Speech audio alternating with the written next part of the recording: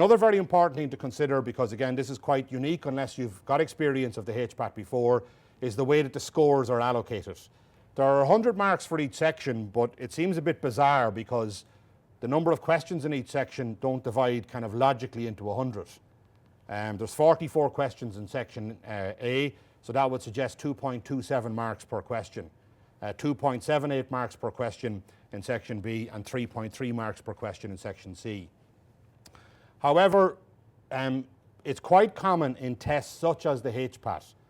Probably the second most popular test to this that people in Ireland would have experience in is the GMAT, which is the test that you have to do in order to gain entry into an MBA. And a very simple mechanism that is used in that type of exam and lots of types of exams and tests of this nature is that they apply a weighting to the score. So we'll talk about this in a second, but the basic rationale behind it is if 3,200 people do the test and 3,000 get question 1 wrong, the organisation then basically say that question 1 was quite obviously a difficult question because 3,000 people got it wrong. Now 200 people got it right, so within that cohort they must be super smart. And on that basis it would be kind of unfair to just give them 2.27 marks for getting a question right that the vast majority of people got wrong. So what would possibly happen in that scenario is that question actually might be given 4. Now, it works the other way. A question that 3,000 students would get right and only 200 get wrong would be considered super easy. So that particular question might only get 1 if you got that right. Okay? Now, just to show you, okay, it's not just something that HPAT tutors are kind of, promoting as some sort of propaganda, all right? It's something that is reasonably strongly felt. This is an article from Greg Baxter in the Irish Medical Times. He wouldn't have any vested interest on one side or the other. As you know, there are some people who are very pro the HPAT, some people are very anti the HPAT. And he basically made the following analysis in his article. However, not all questions are equal. The test is not measuring how many questions you got right, so much as how you performed against other individuals. A correct answer for a question that hardly anyone got right will be worth much more than a correct answer for a question that most students found doable. If a large enough majority of students got a question right, it could be worth nothing. So that's a very critical part of the courses that we offer here, because we basically give you what are called, the fancy term is audience response units, which are a little bit like the Who Wants to Be a Millionaire remotes. So when you're practicing the questions in the course, every so often you will actually vote and give your answer. And then I graph the answers, because it's very important for you to say, okay, what questions am I getting right or wrong is only half of the battle. Am I only getting all the easy questions right? Because if you are, 20 correct answers is not going to be the same as somebody who got 20 correct answers, but 5 or 6 of them were really difficult ones. So it's a very, very useful thing, and I'll demonstrate that to you later on when we go through some of the practice questions. I'm going to give you an opportunity to vote, and you'll see how the system works. And people find it very, very useful because it gives you individual feedback, whether you're getting a question right or wrong, but more crucially, it tells you how you're performing amongst the cohort. Okay, I know people don't like this. An awful lot of people have travelled here probably with friends, but getting into medicine is very competitive. So you're competing against the person sitting on your left and right. And you have to know how you're getting on, not just yourself, but how you're getting on in contrast to them. So it's very, very important. Okay? So that's the idea behind the way that the sections are scored. Okay? All right, so is there a weighting? Okay, many multiple choice question tests have a pre-test weighting or a post-test weighting, or in fact a combination of both. All right, and because the HPAT is only done on one day, we feel what actually happens is that all of the answers are fed into a computer program, and what they do then is an algorithm to figure out which questions were answered correctly by a small number of students, they get a higher weighting, and which questions were answered correctly by a large number of students, they get a lower weighting. You still get a score out of 100 in each section, but it all depends. All right, it's not really a situation of I got 20 questions right, multiply 20 by 2.27. It doesn't work like that. Okay, so we know that the questions are scaled. ACER actually tell us that, but they're not being very transparent about the weighting. Okay, why then is section 3 so important? It's not just because I like that section, it's because even at a raw score level, a correct answer in section 3 is worth so much more. because if you get 2 correct answers in section 3, and let's say there is no weighting, that's as valuable as 3 correct answers in section 1. Okay, so again, doing very well in section 3, as you can see quite clearly, is to your advantage. Now also, by the way, doing well in section 2 is slightly more advantageous than doing well in section 1, but there's not as big a gap. So 2 correct answers in section 3 is the same as is the same as 3 correct answers in section 1. Okay, so it's an area to watch out for.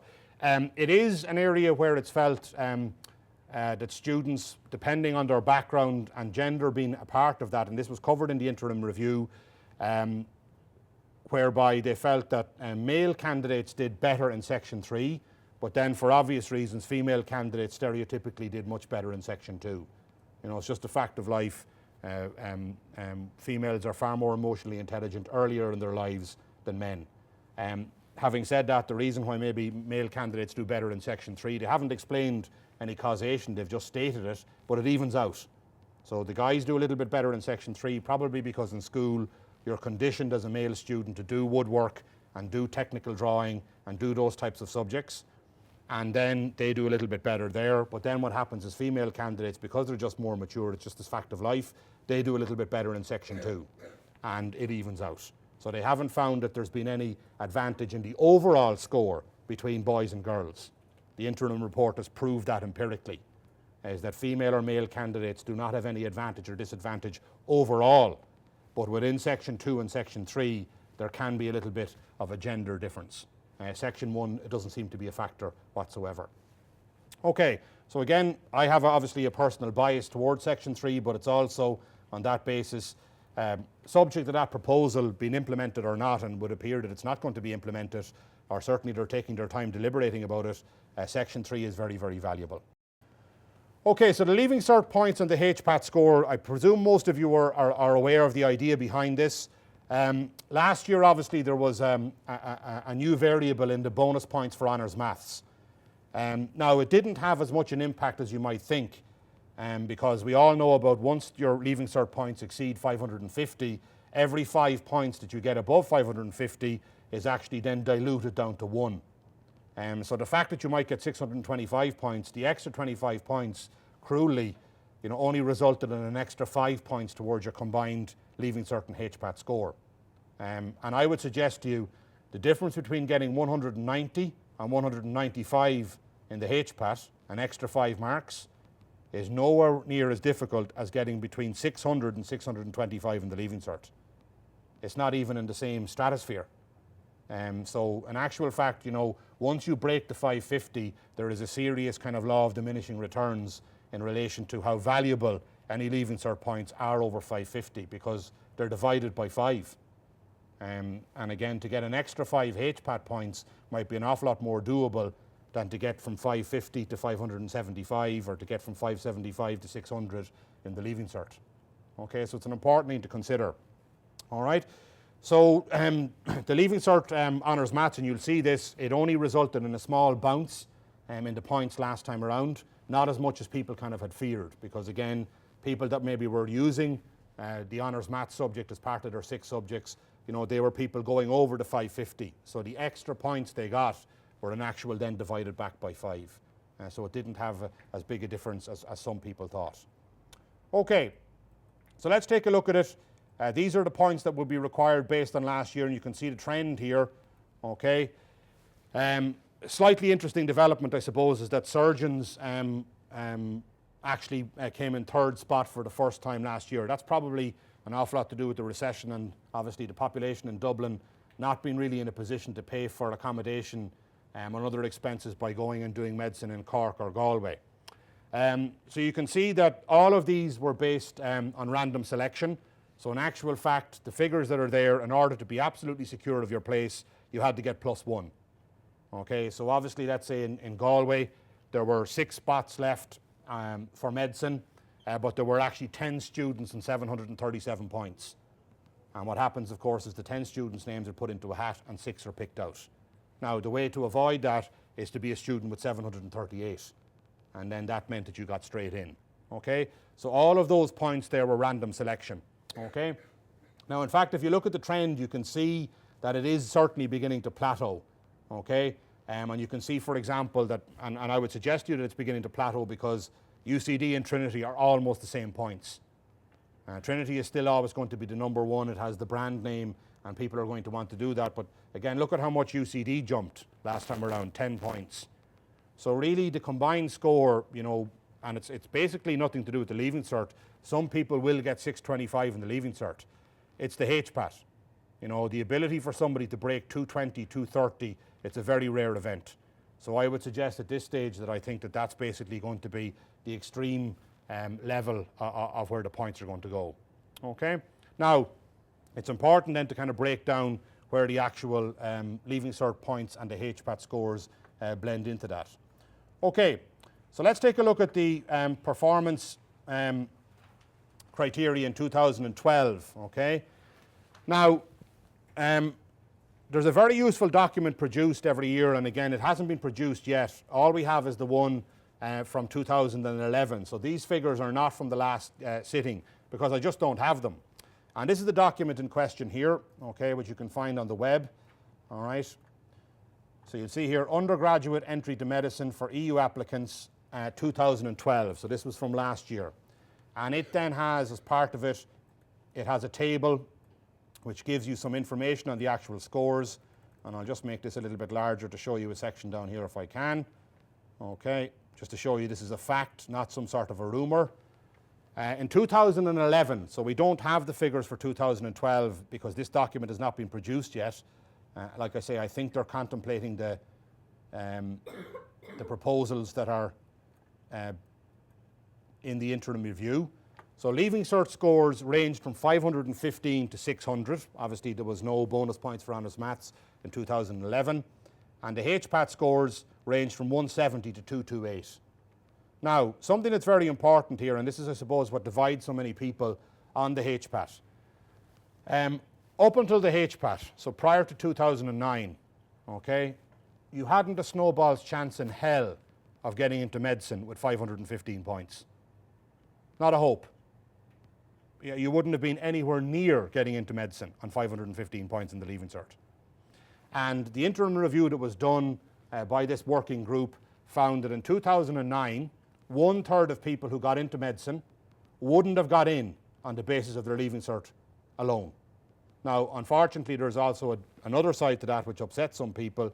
That means that 1/3 of people who didn't get in or into medicine in 2009 would have got in if it was based on their Leaving Cert point alone.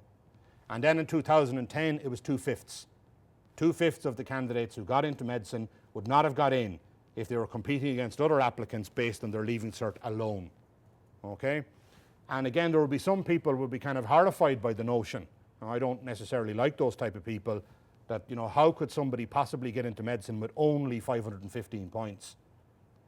You know, the 5 deans of the universities themselves have said that from a Leaving Cert perspective, the minimum they want from a student is 480 Leaving Cert points.